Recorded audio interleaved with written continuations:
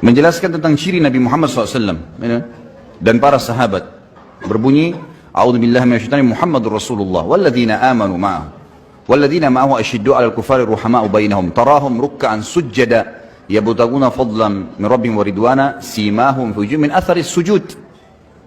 Muhammad adalah betul-betul utusan Allah, dan yang bersamanya adalah orang-orang yang sangat tegas terhadap orang kafir dan mereka berkasih sayang antara mereka. Kalian melihat mereka selalu ruku, selalu sujud.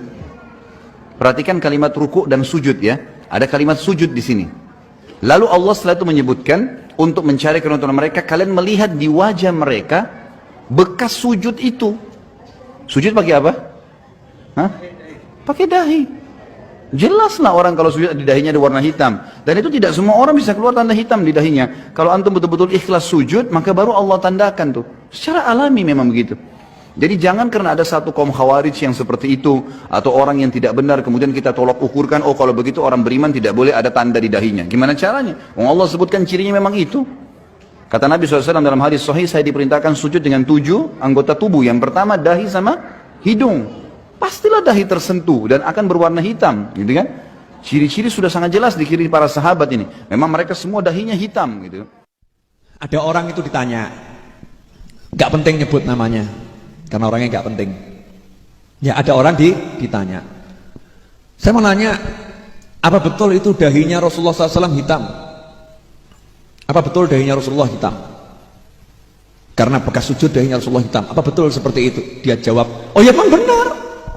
Memang udah jelas itu ayatnya. Muhammadur Rasulullah, Muhammad adalah Rasulullah, yang bersama beliau SAW itu adalah orang-orang yang asyidda al kufar ruhama bainahum, orang-orang kalau kepada orang yang kafir keras, kepada sesama mereka saling menyayangi.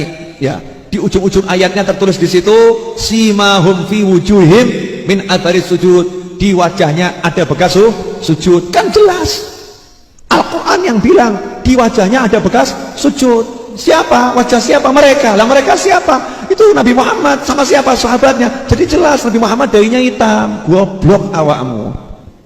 Mohon maaf. Karena ini penghinaan pada Nabi, maka saya goblok-goblokan orang itu.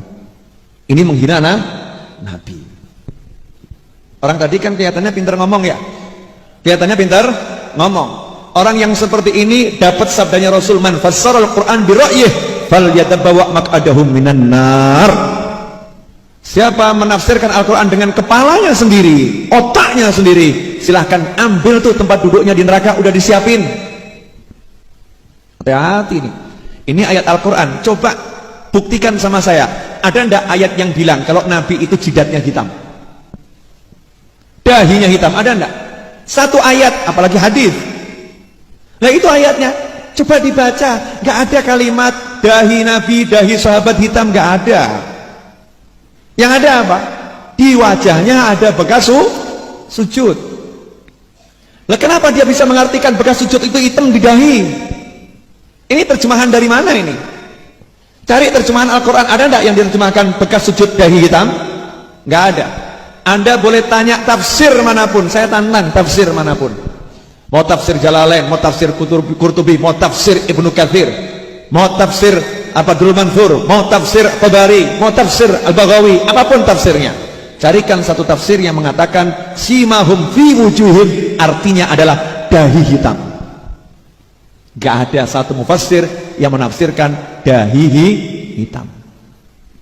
Nah terus gimana nih sebetulnya? Di wajahnya ada bekas sujud. Nah makanya nanya sama ahli tafsir, jangan pakai kepalamu sendiri. Ya tanya sama ahli tafsir. Ahli tafsir menafsirkan itu ada 2 tafsir. Enak loh kalau nanya sama ulama itu ya.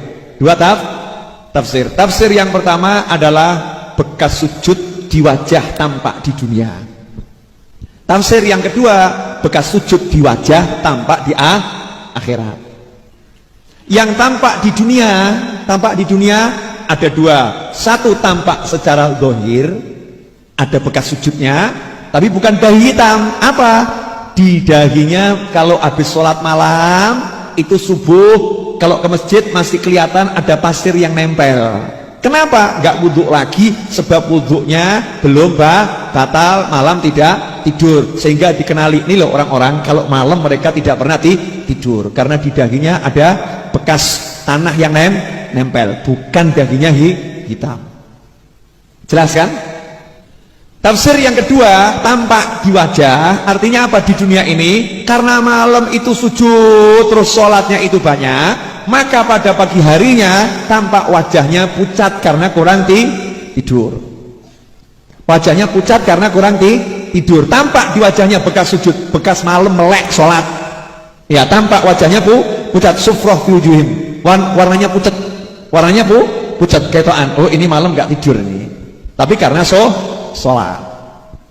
Kemudian tampak di wajahnya bekas sujud, artinya apa? Karena malam itu digunakan ibadah terus. Kalau pagi wajahnya jadi walaupun pucat tapi berseri-seri, walaupun pucat dilihat enak, walaupun orangnya jelek jadi ganteng. Aneh kan? Karena ada bekas sujud, dilihat nentremno ati. Iya, di wajahnya ada tanda tawadhu, merendahkan diri, di wajahnya tampak khusyuk. Itu yang dimaksud bekas sujud di dunia. Lah di akhirat bagaimana? Bekas sujud di akhirat, wajahnya ini di akhirat akan bercahaya lebih dari wajahnya orang lain, sehingga kelihatan, oh itu tuh yang banyak sujud nih, yang banyak sholat, yang banyak sholat, di wajahnya ada bekas sujud. Nah terus bagaimana dengan jidat hitam, dahi hitam? Ya, itu kecelakaan. Mohon maaf, itu kecelakaan. Artinya apa? Ada manusia-manusia yang kulitnya sensitif, kemudian dahinya hitam, ya nggak apa-apa, jangan dicela, jangan dicela. Memang kulitnya begitu, mau diapakan? Masuk kemudian mau dicat putih, tambah aneh kan gitu ya. Udah nggak apa-apa. Tapi itu bukan ukuran kesolehan dan ukuran ketidaksolehan. Bukan ukuran kesolehan dan bukan ukuran ketidaksolehan. Ya biasa aja, dahinya hitam. Tapi itu bukan bekas sujud yang dimaksud dalam Al-Quran. Kan itu. Terus bagusnya bagaimana? Kalau sahabatnya Nabi bahkan sampai mencela orang yang dahinya hitam. Dicela. Saya 80 tahun sholat, dahi saya nggak hitam. Kenapa kamu biarkan dahimu hitam? Kamu tahu enggak? Wajah itu adalah bagian termulia manusia. Dia harus dijaga, jangan sampai wajah itu rusak. Kenapa kamu biarkan dahimu hitam? Sahabat marah itu sama temannya. Ada orang begitu kan? Dimarahin sama sahabat. Artinya suruh jaga.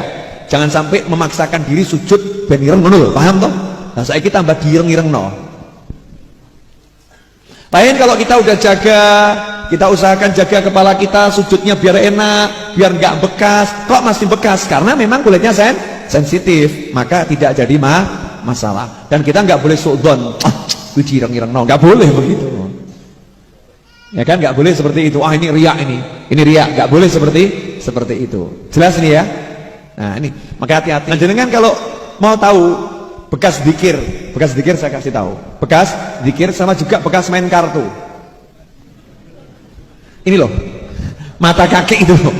Orang yang banyak silau main kartu sama zikir itu kan mesti kakinya hitam gitu kan ya. Kakinya hitam lah. Itu ciri-ciri orang yang banyak main kartu atau banyak zikir. Silahkan bedakan sendiri. Makanya kan bukan ukuran ya. Ukurannya bukan masalah hitamnya, paham enggak ya?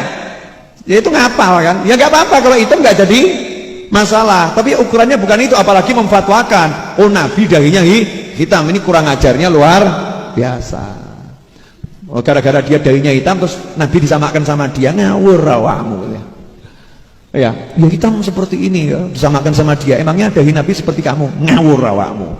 Ya ngawurnya luar biasa. Rasulullah SAW dahinya itu lebar tapi lebarnya bagus, kulitnya warnanya merah. Ya, keputih-putihan, putih kemerahan itu Rasulullah SAW bersih. Gak ada satu hadits yang menyebutkan Nabi dahinya hitam.